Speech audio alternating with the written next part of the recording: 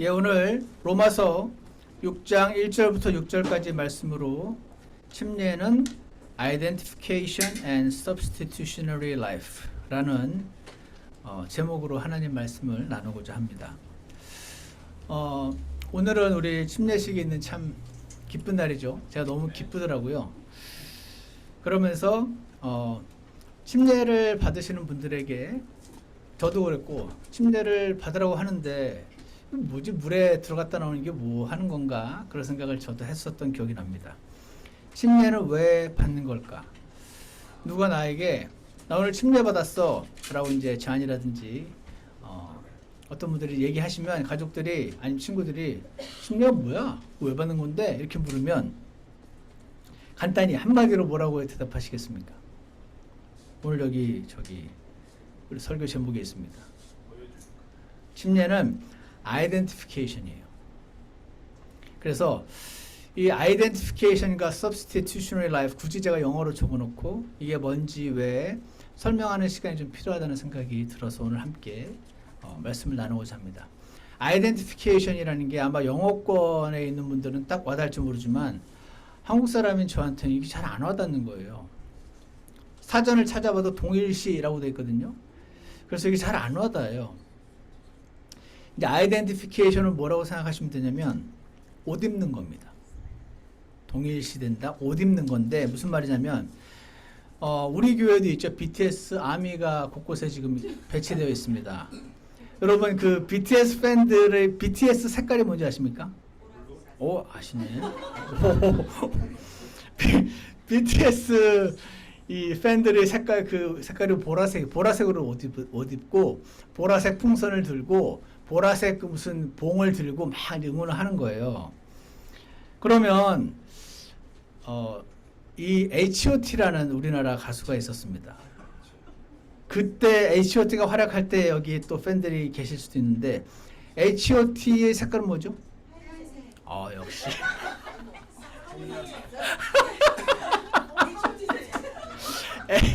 H.O.T가 하얀색입니다. 아셨습니까, 여러분?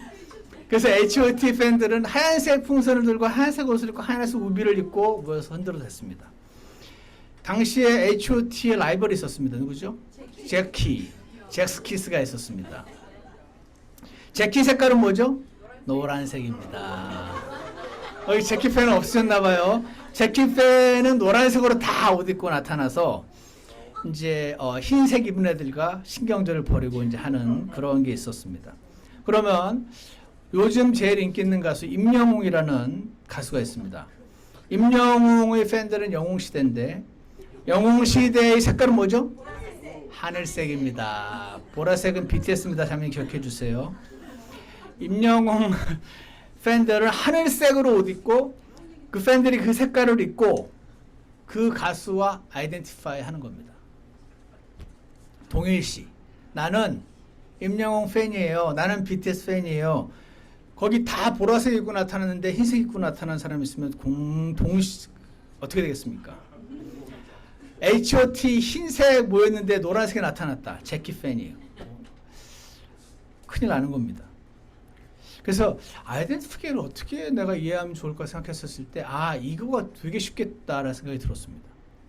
H.O.T 콘서트에 그 팬들은 전부 하얀색 옷을 입고 하얀색 풍선을 들고 나타납니다.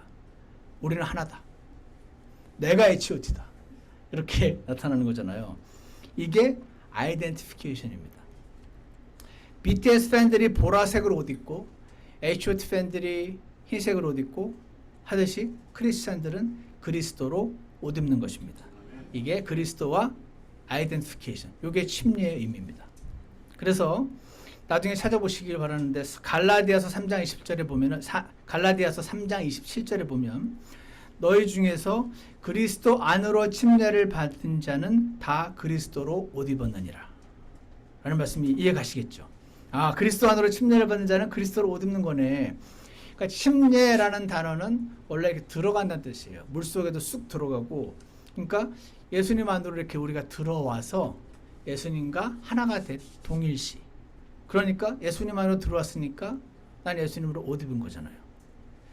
자, 그래서 침례는 아이덴티피케이션인데 아이덴티피케이션이라는 게 이런 거랑 비슷한 개념이구나라고 생각을 하시면 될 것 같아요. 그래서 이 침례를 우리는 침례교회지 않습니까? 근데 그거 아십니까? 이 침례는 두 가지 침례가 있어요. 하나는 성령 침례, 하나는 물 침례. 오늘 받으시는 분 다 물 침례를 받잖아요. 성령 침례는 구원을 말합니다. 구원받는 날. 그날 영적인 영역에서 어떤 일이 일어나냐면 예수님이 내 죄를 가져가셨군요 라고 믿는 그 순간 성령님께서 우리를 2000년 전 예수님 몸 안으로 집어넣으셔서 그분과 동일시 하셔서 그분이 십자가 못 박혔을 때 나도 그분 안에서 못 박혔다 라고 선언하시고 그분이 땅에 묻히셨을 때 우리도 땅에 묻혔고 그분이 부활하셨을 때 우리도 부활했다. 이거거든요. 이런 일이 일어났었다. 어떻게 알아? 성경에 적혀있어 아는 거예요. 그거 느꼈어? 못 느꼈습니다. 이건 느껴지는 게 아닙니다. 그래서 내가 구원받던 날 그런 일이 있었다라고 성경에 기록되어 있어서 그걸 믿는 거거든요. 그래서 그것을 가리켜서 성령 침례라고 부릅니다. 오늘 물 침례 받는 분들은 왜 받죠? 내가 옛날에 그렇게 성령 침례를 받았었습니다. 하나님 말씀에 따르면 그런 일이 있었답디다. 나 그거 믿습니다. 그래서 요거를 모형 삼아 우리가 진짜 땅에 묻힐 수는 없으니까 물속에 푹 들어가면서 묻히고 물속에서 일어나면서 예수님과 함께 부활했습니다 라는 고백을 public confession 공개적으로 사람들 앞에서 하는 거. 이게 침례입니다. 자, 그럼 여기서 중요한 질문이 있는데 이거 사실 저도 몰랐었는데 이번에 이 말씀을 준비하다가 하나님이 알려주셨습니다. 굉장히 놀라운 건데 놀랄 준비를 하십시오. 이런 말 한번 하지 말라고 사람이 그러는데 예수님이 죽고 부활하시고 난 다음에 마태복음 28장 19절 20절에서 Great Commission 지상 사명이라고 불리우는 말씀을 하십니다. 제자들에게 본인이 이제 떠나시면서 너희는 가서 모든 민족들을 가르치고 1번 가르치고 침례를 주고 3번 명령들을 지키게 하라. 가르치고 침례 주고 지키게 하라. 저의 질문은 항상 궁금했던 게 침례를 주고를 왜 굳이 뺐을까? 가르치고 해. 구원받은 사람 다 침례를 줘야 되라고 가르치는 거 안에 들어가 있잖아요. 가르치고만 해도 되는데 왜 굳이 침례는 빼서 중간에 집어넣고 그 다음에 지키게 하라. 이렇게 했을까? 이것이 저의 질문이었는데 예를 들어서 이런 거죠. 타고나기를 셈이 많은 사람이 있잖아요. 타고나기를 셈이 별로 없는 사람도 있어요, 사실. 아주 완전히 없는 사람은 없겠죠. 어쨌거나 타고나기를 욕심이 많은 사람이 있다 칩시다. 셈이 많고. 그랬는데 하나님 말씀에 가르치고 셈 부리지 마라. 양보해. 서로 사랑해야지. 라고 가르쳤어요. 그죠? 가운데 침례를 주고 가르쳤으면 뭐하면 가르친 걸 지키게 해야 되잖아요. 실제로 이제 셈 부리지 말고 욕심 부리지 말고 양보하고 해. 서로 사랑해야지. 이렇게 가르치는 것과 실제로 순종하는 것 사이에 침례가 있습니다. 침례는 가능케 하는 힘인 것입니다. 왜냐하면 침례는 아이덴티피케이션이라고 했잖아요. 그러니까 욕심을 늘 부리는 내가 주님과 함께 죽었습니다. 이제 새로 부활한 나는 그런 욕심 부르기보다 지체들을 더 사랑하는 사람으로 다시 부활했습니다. 이거를 믿을 때 셈 부리지 마, 욕심 부리지 마, 시기하지 마, 미워하지 마라는 그 명령을 가르치고 실천하는 데 있어서 이것을 가능케 하는 원동력이 바로 침례인 것입니다. 그래서 침례를 가운데 굳이 뽑으셨구나 라고 주님이 제게 말씀해 주시는 것 같았습니다. 그런데 한 가지 또 기억할 것은 그래? 그럼 이제 침례를 받으면 그렇게 되는 거야? 그거는 또 아닙니다. 어떻게 하는가? 여러분을 보십시오. 저를 보십시오. 우리를 봅시다. 침례 다 받았잖아요. 됐을까? 안 되던데. 여전히 셈 부리고 여전히 욕심 많고 여전히 하나님 말씀의 그 수준은 너무 높거든요. 이걸 지킬 수 있는 사람은 아무도 없어요. 그러니까 이 하나님 명령대로 다 못 지키는 이들을 구원하시고 침례를 통해서 이거를 다 지킬 수 없는 나는 죽었습니다라는 고백을 받으시고, 그리고 예수님께서 대신 사셔서 그 일을 행해 나가시는 삶, 이것이 그리스도인의 삶이거든요. 그래서 물침례를 받는다고 다 예수님 같은 삶을 살게 되는 게 아니고, 하지만 그렇지만 침례를 왜 받습니까? 이런 의미입니다. 기억나지? 그때 물속에 들어가던 그 순간 기억나? 네가 받은 침례가 바로 그런 의미였어. 이렇게 말씀해 주시는 겁니다. 그러면서 예를 들어서 기억해 보라. 그때 그 물에 들어가던 순간을, 그 차가운 물속에 쑥 들어가던 그 순간, 그때 네가 물속에 묻혔다. 누가? 너희 옛사람은. 너희 옛성품은 그때 묻혔어. 기억나지? 그때 물속에 들어가던 그 순간. 그거 떠올려봐. 그겁니다. 그러고 나서 물속에서 일어났지? 일어날 때 그때 너는 죽었고 예수님이 대신 일어난 거야. 그때 그랬었어. 왜? 대신 사시려고. substitutionary라는 단어가 대신, 대체, 사전 찾으면 이렇게 넣어요. 대신해서 life, 사는 겁니다. 나는 예수님과 죽었고 이제부터 사는 삶은 나의 옛날 서충원, 옛날 서정임, 옛날 조영미가 사는 게 아니고 이제는 예수님이 대신 사시고자 하셔. 이 고백을 publicly confess 하는 겁니다. 옛날에 이런 일이 일어났었대. 내가 구원받던 그 순간. 그래서 침례는 구원을 이미 받은 사람이 받는 거죠. 침례는요, 많은 분들이 오해를 하십니다. 물 침례를 받으면 뭔가 이렇게 물이 몸에 그 물이 닿으면서 이렇게 뭔가 씻는 역할을 하잖아요. 그래서 침례를 받으면서 뭔가 씻겨 나가는 것 같아. 내 죄가. 그래서 침례를 받아야 죄가 씻어지는 그런 느낌이 있는 거죠. 물이 들어가니까. 그래서 콘스탄틴 황제라고 AD 300년대 로마 제국 황제가 있었는데, 이 사람은 침례가 죄를 씻는 거라고 생각을 한 겁니다. 침례는 죄를 씻는 게 아닌데, 그러니까 이미 죄를 씻김 받은 사람이 자기가 영적인 영역에서 일어났던 그 보지 못한 일을 지금 이제 퍼블리클리 컨페스하는 거에 불과한데, 성경에 보면 그렇게 오해할 만한 구절들이 있어요. 그러니까 침례를 받으면은 죄를 씻는 거구나. 그러면은 저는 죽기 직전에 받겠습니다. 왜 그럴까? 침례 받고 나서 그 다음부터 짓는 죄가 있을 거라고 생각을 한 거니까 스마트하잖아요. 그럼 나는 더 이상 죄를 지을 힘이 없어요. 그 죽기 직전에. 그러면은 그때까지 받는 죄를 다 씻으니까 난 천국 가겠네. 이렇게 생각을 하게 되기 쉽겠죠. 또 하나, 애가 당시에 요즘도 그렇지만 애들이 태어나서 얼마 안에다 죽는 경우가 많았어요. 애가 죽으면 어떻게 되지?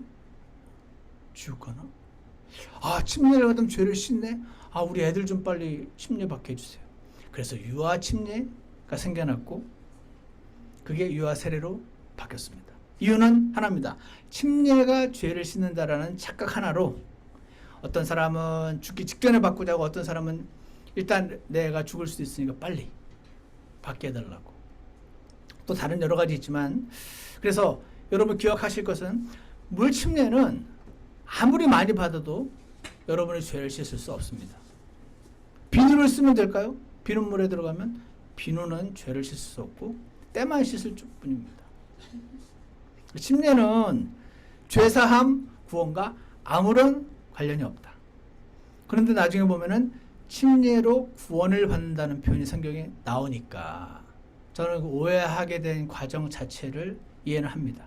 하지만 거기서 말하는 구원은 예전에 여러분 제가 설교 시간에 한번 언급했었는데 지옥으로부터의 구원이 아니고 영어로 tyranny of the sin nature, 우리 그 죄성이 나를 막 시키거든요. 왜냐하면 성경에서는 예를 들어서 아까 말한 욕심 부리지 마 하는데 성 안에서는 옛날에 늘 욕심 부리며 살았으니까 욕심을 자꾸 부려. Tyranny of sin, 내 sin nature, 죄성이 나를 자꾸 왕처럼 나한테 명령을 하는 겁니다. 욕심 부려. 시기해. 이런 상황에서 화내면 너는 혹으로 보여. 화내. 이렇게 안에서 막 티라니, 독재자 짓을 하니 거기에 굴복해서 크리스찬들이 따라가거든요. 그걸 말하는 것이지. 그러니까 침례는 죄사함과 구원, 죄사함 혹은 구원과 아무런 관련이 없다. 그리고 침례는 가능케 하는 힘이다. 또 하나 여러분께 오늘 나누고 싶은 것은 substitutionary life를 상징한다라는 것입니다. 아까도 말씀드린 것처럼 substitution이 대신한다는 뜻이니까 대신 산다는 뜻이겠죠. 대신 사는 게 substitutionary life죠. substitutionary death는 대신 죽는 거죠. 제가 좋아하는 신학자 중에 데이비드 앤더슨이라는 사람인데 이 사람이 이런 말을, 놀라운 말을, 보면 다 아는데 이런 말을 하긴 어려운 이런 말을 해놨습니다. 이 사람이 쓴 Saving the Saved 라는 책이 있는데 꼭 읽어보시면 좋겠고, 이분이 271페이지 이런 말을 써놨어요. The hardest thing for a non-Christian to believe in, 그 구원받지 않은 크리스찬이 아닌 사람들이 제일 믿기 어려워하는 것은 is the substitutionary death of Christ. 예수님이 대신 죽었다는 것이다. 나 대신. 예수님이 내 대신 죽어서 내 죄를, 내 죄값을 대신 치르셨다. 이걸 믿으면 구원받는 거거든요. 근데 많은 하나님 안 믿는 분들 이거를 믿기 그렇게 힘들어합니다. 내 죄는 내가 감당해야지. 나는 그렇게까지 죄는 안 지었어.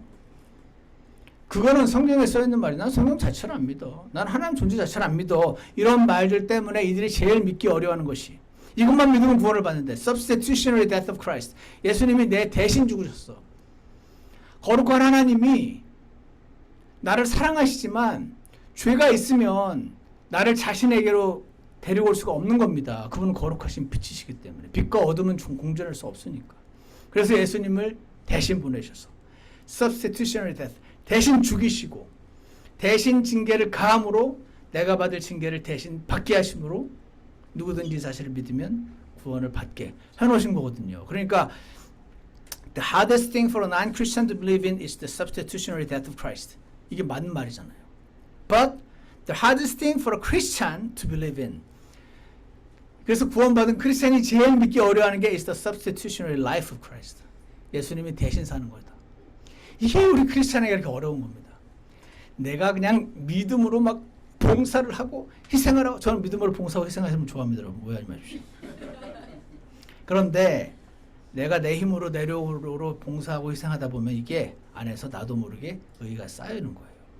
그리고 그걸 오래 못 가요. 가다가 넘어집니다.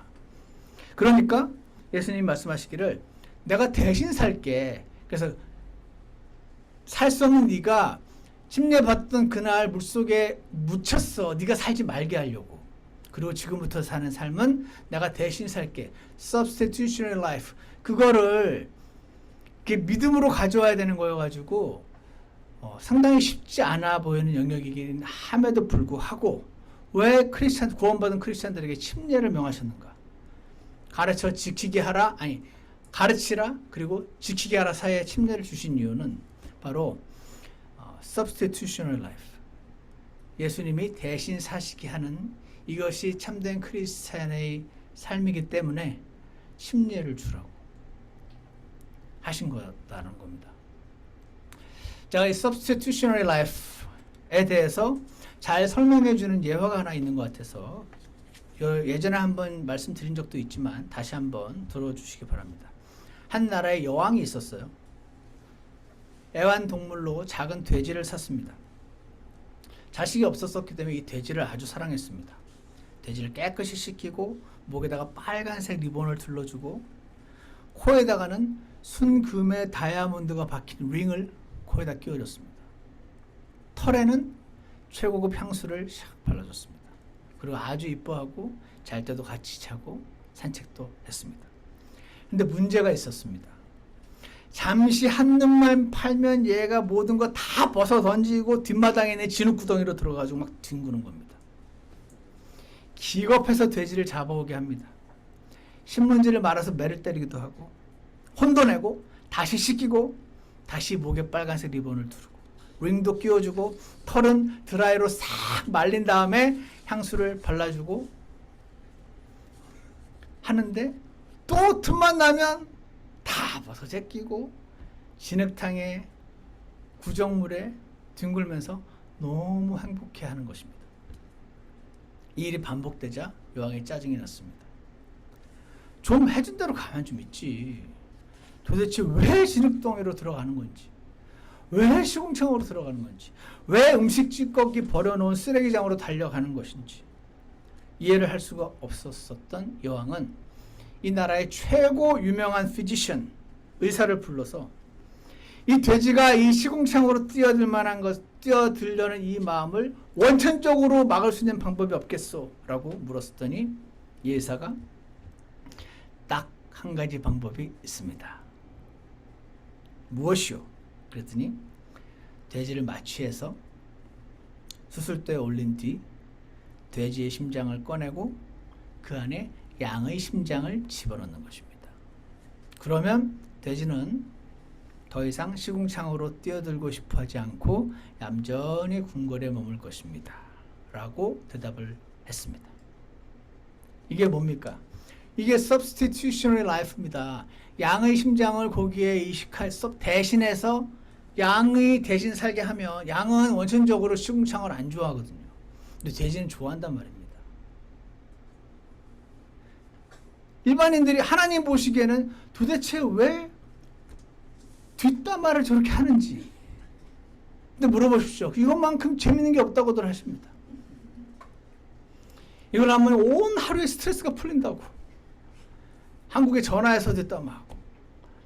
그러니까 이 하나님 입장에서는 도대체 뒷담화를 왜 이렇게 좋아하는지, 왜 이렇게 가만히 이렇게 살면 좋을 텐데 이렇게 하는지, 왜 시궁창으로 달려가는지 이해가 안 간다는 이 여왕처럼 하나님이 원래 사람의 성품이 그래요. 사람의 성품이 감사하는 거 싫어요. 애 감사하게 훈련하는 게 얼마나 그렇게 어려운지, 고맙다는 말하는 것 자체가 얼마나 어려운지, 인사하는 게 얼마나 어려운지, 사랑하는 게 얼마나 어려운지 이게 잘 안 되는 겁니다. 돼지에게 비싼 향수 발라주고 그 냄새 맡으면서 좋지 않냐고 하는 거랑 비슷한 거라는 것입니다. 그래서 하나님께서 우리가 구원받던 날 우리를 예수님 안에 집어넣으시고 침례, 성령 침례, 그리고 옛사람을 예수님과 함께 끝장내시고 substitutionary life of lamb을 우리에게 주셔서 살게 하셨다. 그러므로 침례는 identification이면 동시에 substitutionary life, 대신해서 사는 삶을 상징하는 것이므로 크리스찬들에게 굳이 침례를 뽑아서 내가 말한 것들을 가르치고 지키게 하라 사이에 침례를 주셔서 우리로 하여금 사람의 노력으로는 완전히 지킬 수 없는 하나님의 명령을 순종하며 살아갈 수 있는 근거를 마련해 주신 것입니다. 이게 영적인 영역에서 있었던 일인데 이거를 물속에 들어갔던 그 순간 그때 기억해. 그때 죽었어. 너의 원래 우리 타고난 성품 있죠. 저도 승부욕이 좀 강해요. 원래. 그래서 예전에 지금도 가끔 우리 동훈이가 서운해하는데 교회에서 예전 교회에서 교회 그 야외 예배 가서 발약을 했어요. 제가 수비를 하는데 동훈이가 찼어요. 근데 가다가 완전 대차게 넘어졌어요. 전부 다 크게 다쳤을까 봐 전부 달려오는데 저는 공을 잡고 가가지고 애를 태그를 하고 괜찮니? 하고 그랬더니 사람들이 저는 이제 나중에 애가 세이프니 아웃이네 하는 그런 분쟁을 이제 없애고 뭐 살짝 태그 해놓으면 되니까 아까 했다는 거 다 봤으니까 죽은 건 죽은 거고 그래서 이제 아픈 거 고치면 되니까 그때 떠올리면서 동원이가 가끔씩 말을 합니다. 그러니까 우리는 타고난 성품이라는 게 있다니까요. 어떤 사람은 타고난 성품이 다혈질이고요. 어떤 사람은 타고난 성품이 게으릅니다. 타고난 성품이 게으른 사람들은 다혈질을 이해를 못하고 도대체 왜 저런지 모르겠다고. 타고난 성품이 다혈질인 사람은 도대체 왜 저런지 모르겠다고. 서로 이해를 못합니다. 자기와 비슷한 사람은 이해가 잘 가는데 자기가 다른 사람은 이해가 잘 안 간단 말이에요. 그런데 다혈질은 이래서 하나님 명령을 지키기 어렵고 그 반대의 성품은 저래서 하나님 명령을 지키기 어려워요. 하나님 명령은 사람의 수준으로 지킬 수 있는 명령이 아니라니까요. 그래서 다혈질로 태어난 너도 내가 예수님 안에 넣어서 죽였고, 점액질인가? 무슨 다른 그 성질을 타고난 너도 죽였고, 전부 너는 죽었어 예수님 안에서. 왜냐하면 성령 침례를 통해서 내가 집어넣었거든. 그래서 예수님과 아이덴티피케이션, 동일시 되어서 죽고 묻혔고, 지금 내가 살아있는데요. 살아있긴 하지만 내가 새로운 생명으로 살게 한 거야. substitutionary life를 살게 하시려고 그렇게 한 겁니다. 그래서 사람의 생명은요 꼭 시궁창으로 돌아가는 돼지와 같다고 저는 생각을 합니다. 여러분, 우리가 왜 죄를 짓는지 아십니까? 그게 그렇게 달콤하기 때문에 짓는 겁니다. 그게 아니라는 건 머리로는 알지만 하고 나면 너무 나한테 쾌락을 주고 기쁨을 주니까 죄를 짓는 거지, 누가 아무도 나에게 강요를 해서 죄를 짓는 게 아닙니다. 그러니까 나의 성품이 돼지인 한 나는 시궁창에 들어가면 너무 행복한 겁니다. 그렇지만 나의 성품이 양인 한 시궁창에 나에게 하나도 기쁨을 주지 않으니까 안 들어가는 것이죠. 그래서 예수님의 생명으로 살아야만 하나님 명령대로 살 수가 있고, 사람의 생명으로 살면서 하나님 명령대로 살려고 하니 너무 어려우니까 자꾸 하나님 명령을 내가 지킬 수 있을 만큼의 수준으로 자꾸 끌어내리는 겁니다. 그리고 이거를 다 지키면 나는 훌륭한 사람, 이것마저 안 지키는 세리와 청년 너는 너무 나쁜 사람, 이렇게 되는 종교의 삶을 살게 되는 이유가 바로 여기에 있다고 생각합니다. 그래서 하나님이 우리 크리스찬들에게 침례를 명하셨습니다. 침례는 identification and substitutionary life를 상징하고, 이게 뭐라고 그럴까요? 영적인 영역에서 일어나는 일, 우리 이렇게 손에 만져진 tangible 그런 명령이 아니니까 잘 이해가지 않아 하는 우리에게 도움을 주시려고 물속에 들어갔던 때를 기억해. 그때 죽었어 너는. 그리고 다시 일어났을 때 옛날 서충원이 아니고 이제는 다른 서충원으로 살게 하시는 거야 라는 의미로 침례를 주셨다 하는 것입니다.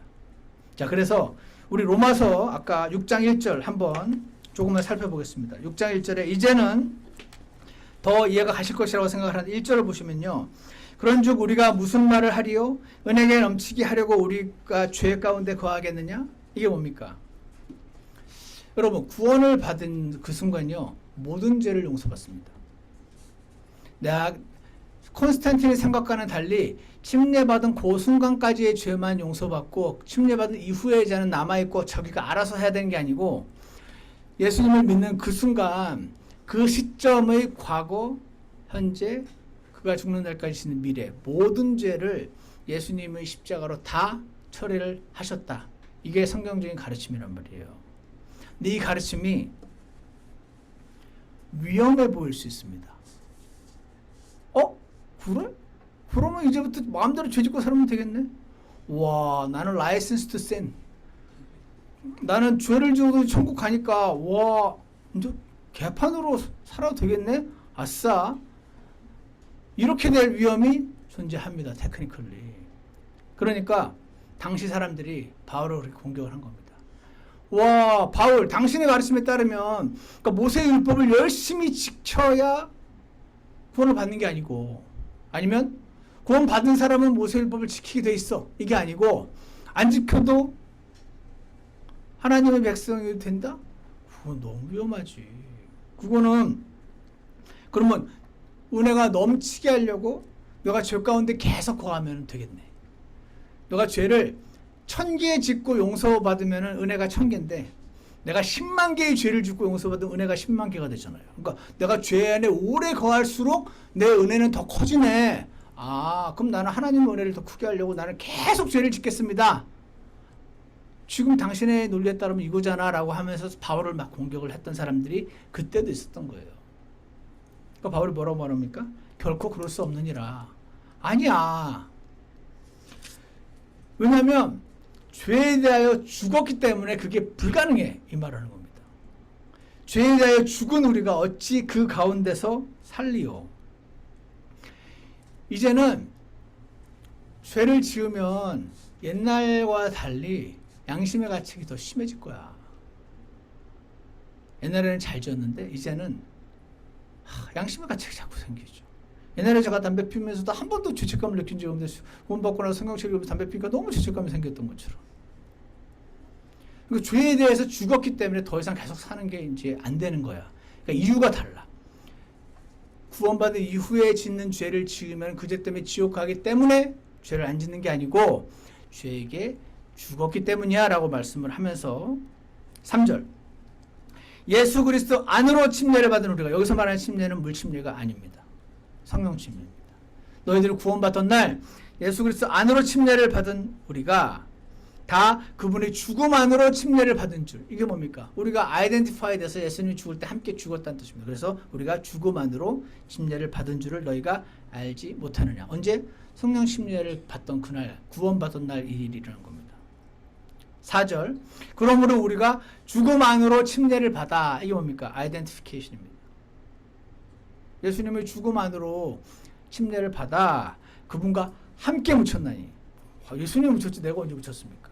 함께 아니야. 아이덴티피케이션이 일어났어. 함께 묻힌 거예요. 함께 묻혔나니 이것은 그리스도께서 아버지의 영광을 힘입어 죽은 자들로부터 일으켜지신 것 같이 우리도 생명의 새로움 속에서 우리도 substitutionary life를 살게 하려 함이라. 이렇게 지금 말씀을 하시는 것입니다. 그래서 무엇입니까? 침례는 public confession of my identification with Jesus Christ. 나는 예수님과 아이덴티파이 된 사람입니다 라는 것을 publicly, 공개적으로 선언하는 것이고, 옛날에 이렇게 하기 어려웠어요. 이러면 이제 로마적으로 잡아 죽였거든요. 그러니까 이것 목숨을 거는 일이었기도 하고, 또 하나 and public confession of my desire to live substitutionary life. 내가 이제는 내가 아닌 예수님으로 사는 삶을 살고 싶습니다라는 공개적인 고백. 이 고백을 물속에 들어가서 사람들에게 선언함으로 나도 나중에 살면서 그때를 자꾸 떠올리는 겁니다. 그때 내가 물속에 들어갔을 때, 그때 내가 죽었다 그러셨지. 그리고 살아날 때 새로운 내가 살아서, 옛날엔 깡패였는데 이제 깡패지만 구원받았으니까 착하게 살아야 돼 라고 해서 사는 게 아니고, 깡패였던 나는 죽었지, 이제는 깡패가 아닌 예수님께서 대신 사시는 거지. 그래서 이렇게 믿음의 삶을 사는 것은 그래야 하니까, 혹은 복을 받으려고 하는 그런 도덕적이고 온전한 삶을 사는 사람들과 겉모양을 비교하면 비슷한데 속은 완전히 다른 두 종류의 삶이 사라지는 것입니다. 그래서 정리하자면 침례는요, 가능케 하는 힘입니다. 근데 침례만 받으면 저절로 가능케 되면 그건 아닙니다. 그 영적인 영역에서 일어났던 일을 믿음으로 나에게 가져와야지 되는 거예요. 어쨌거나 침례는 가능케 하는 힘이고요. 두 번째, 그래서 물침례 받는다고 저절로 그런 승리의 삶을 살아지는 것은 아니고 믿음으로 이 사실을 가져와야 합니다. 마치 여러분이 구원받으셨던 그날, 나와 상관없이 옛날에 있었던 그 예수님이 죽으신 그 사건이 나를 위해서라는 것을 믿음으로 가져왔듯이, 그것처럼 그래서 그리스도인의 삶을 믿음으로 산다는 표현을 하는 거고요. 세 번째로, 물침례는 죄사함과 구원과 아무런 관련이 없다. 이거 오해해가지고 유아 세례도 생기고 여러 가지가 다 생겼지만 아무런 상관이 없다. 물에 들어가면 다만 젖을 뿐, 잘못하면 감기 걸릴 뿐, 죄를 씻어지는 것과는 1%, 한 톨도 상관이 없다. 그리고 물침례는 substitutionary life를 상징한다. 이것을 여러분 꼭 기억하시기를 원합니다. 이게 왜 중요합니까?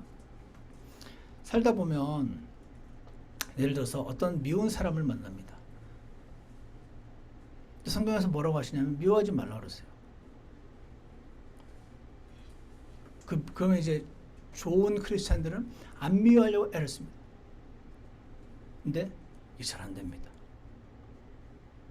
어떤 사람이 너무 미울 때 안 미워하는 것도 어려워 죽겠는데 사랑하라고 하셔요. 그러니까 하나님의 명령은 사람의 생명으로 지킬 수 없는 명령인 거죠. 그래서 사랑할 수 없을 때 그때 어떻게 합니까? 주님, 저 사랑할 수 없는 미워하는 저는 죽었습니다. 라는 고백을 하는 겁니다. 주님, 죽은 사람은 말이 없다는데 저는 그러니까 시체인데 왜 이렇게 불평이 많습니까? 시체가 뭐 이렇게 걱정이 많습니까? 죽은 자는 모든 현재의 걱정을 내려놓고 떠나는 거 아닙니까? 죽은 나로 뭐 이렇게 걱정이 많습니까? 나는 안 죽었네요. 주님, 제가 주님과 저는 아이덴티파이 된 사람입니다. 뭐 그런 찬송가도 있던데, 주의 손에 나의 손을 포개고 하는 그런 찬송가 있어요. 주의 발에 나의 발을 포개고. 그 찬송가 자체는 너무 아름다운데 이것이 우리 실제 삶에 적용이 되면, 하나님, 전 죽었는데 뭐 이렇게 걱정이 많은지, 저는 이렇게 불평이 많은지 주님 저를 도와주세요. 저는 주님과 아이덴티파이 된 사람입니다. 라는 고백을 드리게 됩니다. 그래서 나는 할 수 없지만, 이런 삶은 너무 말도 안 되는 삶 아닙니까? 나는 할 수 없지만 하나님은 하실 수 있습니다. 라는 고백을 드릴 때 주님께서 우리 안에서 역사를 하신다는 것입니다. 침례가 이렇게 사는 삶의 시작입니다. Substitutionary Life의 시작이 침례라는 사실을 기억을 하시기 바랍니다. 그래서 이미 침례 받으신 분들이 대부분이잖아요. 여러분 침례탕에 들어갔던 때를 기억하십시오. 그때가 여러분이 죽었던 날입니다. 옛사람 서충원이 죽던 날. 그랬던 제가 펄펄 살아가지고 우리가 또 태어난 거 아닙니까? 공으로. 걱정 많던 내가 죽은 날이 있는 겁니다. 욕심 많던 내가 죽은 날이 있습니다. 예민하던 내가 죽은 날이 있는 것입니다. 어떤 사람이 조지 밀러라고 기도의 응답을 막 5만 번 이상 받았다는 사람에게 비결을 물었습니다. 그때 조지 밀러가 대답한 말이, 제가 죽은 한 날이 있습니다. 라는 고백을 했었습니다. 예민한 내가 죽은 날, 둔하던 내가 죽은 날, 이제는 그런 내가 사는 것이 아니요 내 안에 계신 그리스도께서 사시는 것이라. 이 고백의 시작이 바로 침례라는 사실을 기억하시고, 여러분 죽었던 때를, 물속에 들어갔던 때를 기억하시고 일어나셨던 때를 기억하셔서, 나는 예수님의 사람입니다. 저는 예수님의 생명으로 살고자 합니다. 주여 저를 도와주소서. 라는 고백으로 주님 앞에 나아가시기를 주 예수님 이름으로 축원합니다. 기도하겠습니다. 선하신 하나님 아버지, 오늘 침례를 받는 형제 자매들이 계십니다. 이들의 삶에 주님께서 친히 개입하셔서 주 예수님께로 이끌어 주시고, 그리고 지금까지 선하게 인도하셨으며, 이제 내가 아니라 주 예수님으로 사는 삶의 살고 싶다는 고백을 공개적으로 사람들 앞에서 그리고 하나님 앞에서 드리는 이 귀한 침례의 시간을 주님 축복해 주시고, 우리 각자에게 찾아오셨던 주 예수님을 다시 한번 기억하고 감사를 드리는 귀한 시간으로 삼아 주시옵소서. 주님, 너무나 놀라운 것은 내가 먼저 주님을 사랑하지도 않았는데 주님께서 먼저 나를 사랑하시고 찾아오셔서 대신 죽으시고 모든 일을 다 이루셨다는 사실인 것 같습니다. 선하신 하나님 아버지, 우리가 그것을 믿었던 날이 있습니다. 그리고 이제 내가 아니라 예수님께서 대신 사시고자 하신다는 말씀을 기억하게 하셔서 오늘 침례받고 이전에 침례받았던 모든 이들이 이전의 나의 성품이 아니라 새로운 예수님의 성품으로 살아갈 수 있도록 우리를 선하게 이끌어 주시기를 간절히 원합니다. 감사를 드리며 예수님 이름으로 기도드렸습니다. 우리 다 같이 찬송가 315장 함께 부르겠습니다.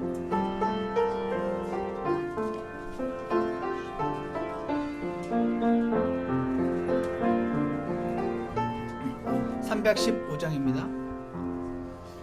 주님 원하신 대로 나 살기 원해요. 주께 내 삶 드려요.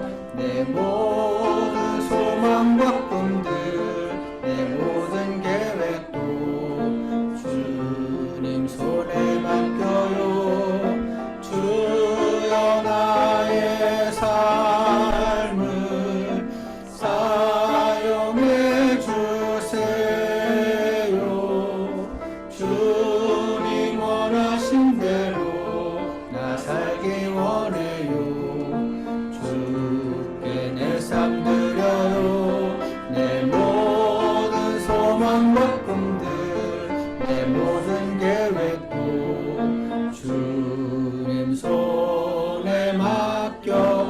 잠깐 기도하는 시간을 갖겠습니다. 우리를 먼저 사랑하셔서 찾아오셨던 주 예수님께서 우리와 함께 죽고 묻히고 부활하셨음을 기억하시고 고백하시고 그런 새로운 삶을 살기를 원하는 고백을 주님께 잠시 드리시기 원합니다.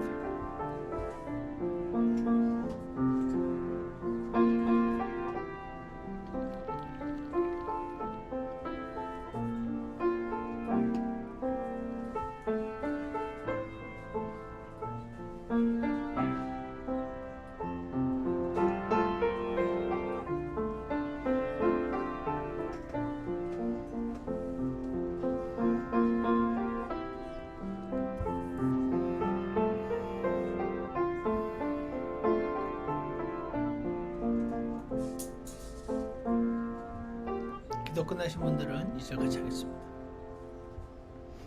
매일 주의 은혜로 나 살기 원해요. 주께 내 삶 드려요. 나 비록 실패하여도 이기게 하시는 주님 손에 맡겨요.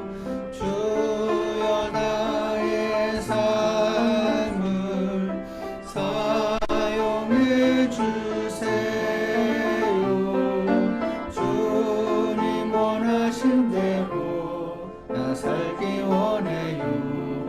주께 내 삶 드려요. 내 모든 소망과 꿈들 내 모든 계획도 주님 손에 맡겨요. 사랑하는 하나님 아버지, 저희가 구원받은 하나님의 자녀로서 저희 안에 예수님의 생명이 있음을 압니다.